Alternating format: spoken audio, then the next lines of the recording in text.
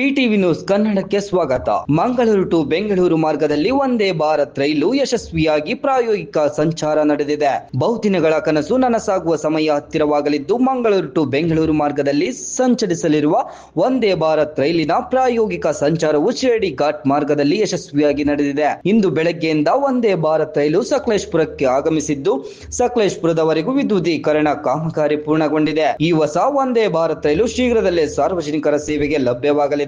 20 ಬೋಗಿಗಳನ್ನು ಹೊಂದಿರುವ ಈ ರೈಲಿನಲ್ಲಿ ಒಟ್ಟು 1080 ಪ್ರಯಾಣಿಕರಿಗೆ ಪ್ರಯಾಣಿಸಲು ಅವಕಾಶವಿದೆ. ಸಕಲೇಶಪುರಕ್ಕೆ ಆಗಮಿಸಿದ ರೈಲನ್ನು ಶಾಸಕ ಸಿಮೆಂಟ್ ಮಂಜು ಹಾಗೂ ನೂರಾರು ಸಾರ್ವಜನಿಕರು ಅತ್ಯಂತ ಸಂಭ್ರಮದಿಂದ ಸ್ವಾಗತಿಸಿದರು. ಈ ಸಂದರ್ಭದಲ್ಲಿ ಮಾತನಾಡಿದ ಶಾಸಕ ಸಿಮೆಂಟ್ ಮಂಜು, ವಂದೇ ಭಾರತ್ ಮಾತ್ರವಲ್ಲದೆ ಮುಂದಿನ ದಿನಗಳಲ್ಲಿ ಇಂಟರ್ ಸಿಟಿ ಸೇರಿದಂತೆ ಮತ್ತಷ್ಟು ರೈಲು ಸೇವೆಗಳು ಸಕಲೇಶಪುರಕ್ಕೆ ವಿಸ್ತರಣೆಯಾಗಲಿವೆ ಎಂದು ತಿಳಿಸಿದ್ದಾರೆ.